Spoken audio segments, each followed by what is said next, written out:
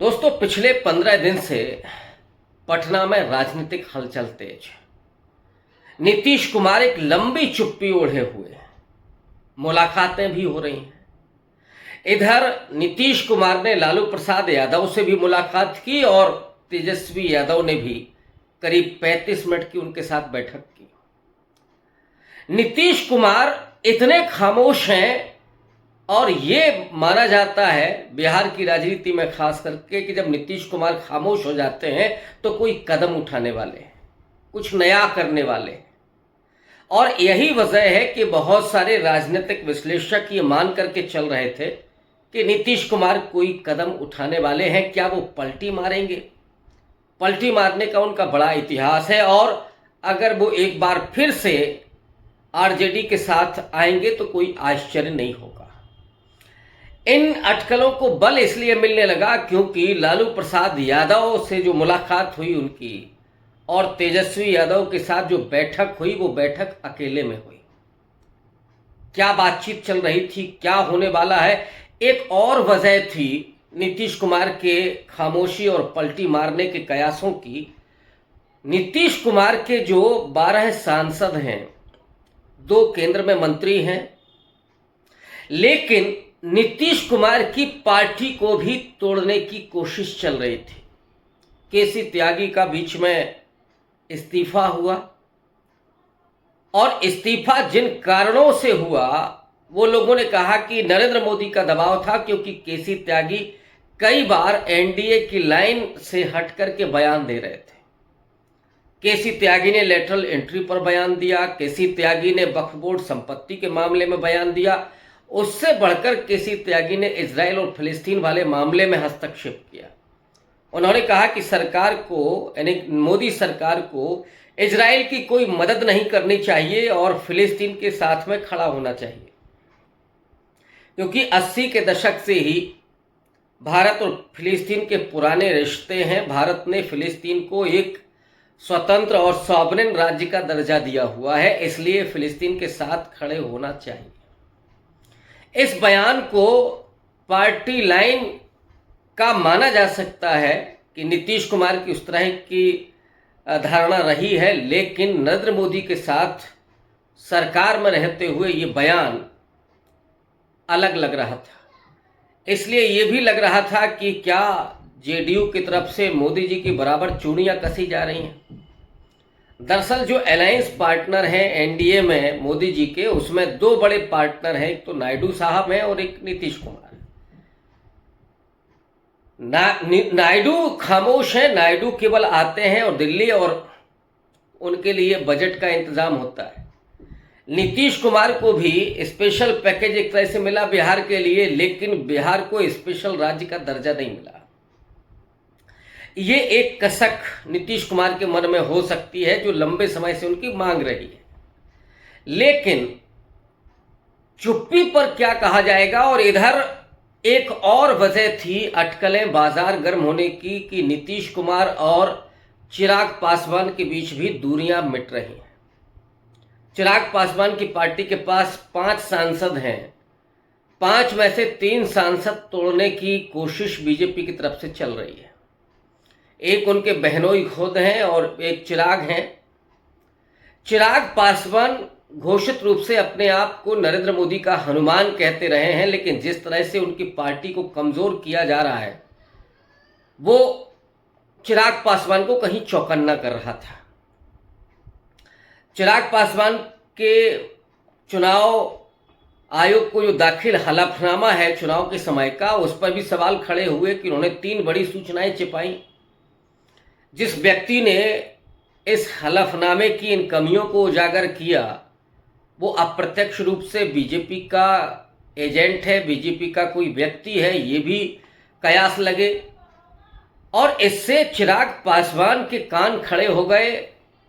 उसके बाद चिराग पासवान के चाचा को फिर से पारस को लाया गया। वो वही व्यक्ति हैं कि रामविलास पासवान के इंतकाल के बाद चिराग और पारस के बीच एक टूट पैदा करने के लिए उनके चाचा को तवज्जो दी गई थी, केंद्र में मंत्री उनको बना दिया गया था। लेकिन जब चिराग पासवान जमीन पर मजबूत होने लगे तो लोकसभा चुनाव में चिराग पासवान के साथ गठबंधन किया नरेंद्र मोदी ने। मोदी जी वो हैं कि केवल इस्तेमाल करते हैं और फेंकते हैं, और फिर जो लगता है कि अच्छा इसकी ज़रूरत है तो उसको ले लेते हैं। अब चिराग पासवान को ही कहीं कमज़ोर करने के लिए, उनकी पार्टी को तोड़ने के लिए उनके चाचा का इस्तेमाल किया जा रहा है।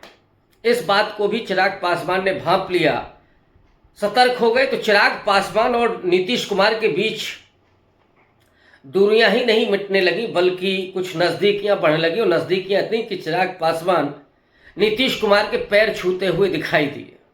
आपस में बातचीत हुई, और ये एक अलग तरह की केमिस्ट्री है, क्योंकि विधानसभा चुनाव में चिराग का इस्तेमाल करके बीजेपी ने, नरेंद्र मोदी ने नीतीश कुमार को बेहद कमज़ोर किया था, और नीतीश कुमार इस बात को जानते हैं।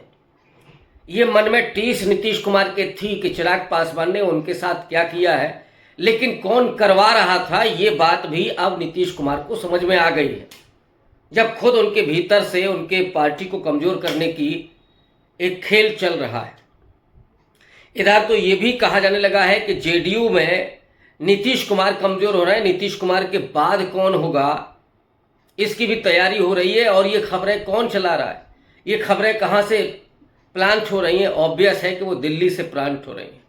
इधर प्रशांत किशोर दिल्ली के इशारे पर माना जा रहा है कि वो बिहार में सक्रिय हुए हैं। उनकी जो सभाएं हो रही हैं उसमें हजारों की तादाद में लोग आ रहे हैं, खास करके मुस्लिम समाज के लोग।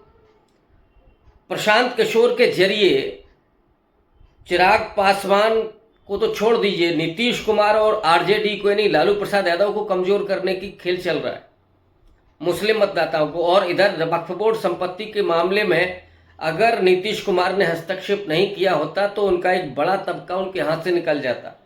वैसे ही नीतीश कुमार जब मोदी जी के साथ खड़े हैं तो मुस्लिम समाज का उन पर विश्वास नहीं डिग रहा है, विश्वास डिग रहा है। तो ऐसे में ये तो बड़ा मामला हो जाता कि नीतीश कुमार अंदर से कमज़ोर हो जाते।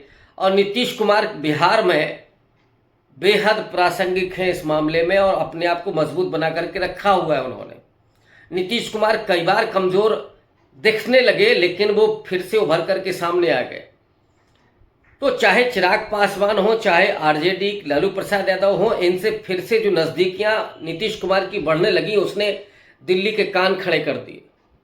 और ऐसा लगने लगा कि नीतीश कुमार पलटी मारने वाले हैं। और नीतीश कुमार ही नहीं, नीतीश के साथ कहीं चिराग पासवान भी तो जाने वाले नहीं हैं। तो 12 और 5 17 सांसद कहीं जाने वाले तो नहीं है। और अगर ऐसा होता है तो फिर अगले कुछ महीनों में जब विधानसभा के चुनाव निपट जाएंगे, हरियाणा का चुनाव निपट जाएगा, जम्मू कश्मीर का चुनाव निपट जाएगा। और ये भी ध्यान रखिएगा कि जम्मू कश्मीर में नीतीश कुमार अलग से चुनाव लड़ रहे हैं, और इधर अभी महाराष्ट्र में चुनाव होने हैं, झारखंड में चुनाव होने। झारखंड में अभी कोई उम्मीद नहीं है कि नीतीश कुमार और बीजेपी एक साथ मिलकर के चुनाव लड़ेंगे। लेकिन आज जो हुआ पटना में, उसको लेकर के बेहद सक्रियता है, और अटकलों का जो बाजार गर्म हो रहा था उस पर विराम लग गया है। क्योंकि नीतीश कुमार ने आज ऐलान कर दिया, और वो ऐलान किस सभा में किया? दरअसल आज ही पटना पहुंचे हुए थे जेपी नड्डा, जो स्वास्थ्य मंत्री ही नहीं है बल्कि इस समय भारतीय जनता पार्टी के राष्ट्रीय अध्यक्ष भी हैं।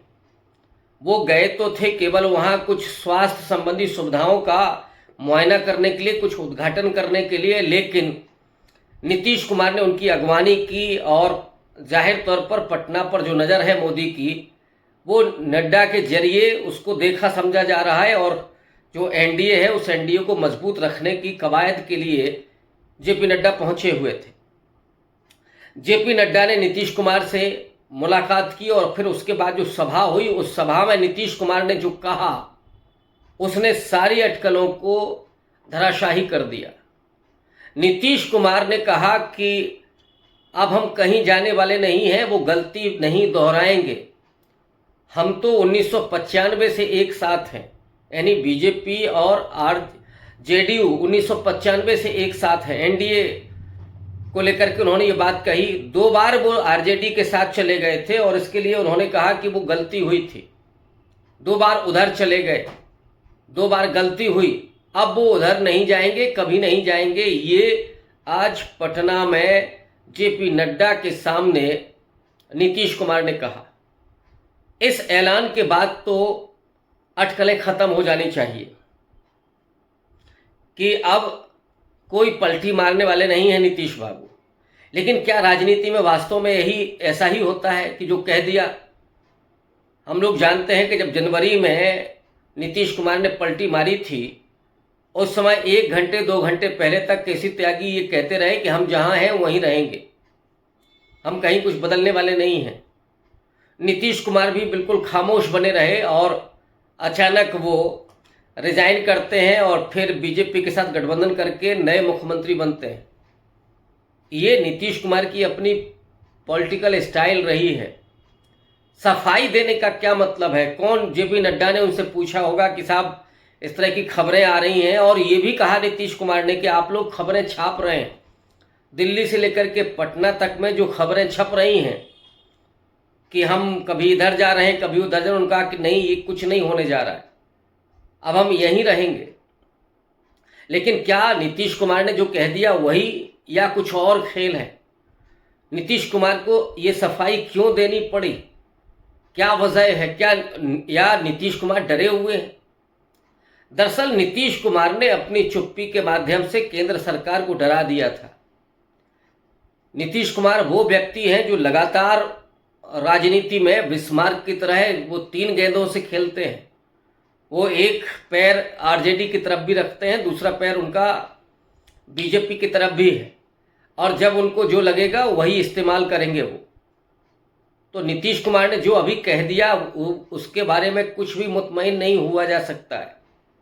हाँ, ये ज़रूर है कि इसके जरिए उन्होंने नरेंद्र मोदी को एक मैसेज जरूर दे दिया कि वो कहीं जाने वाले नहीं हैं।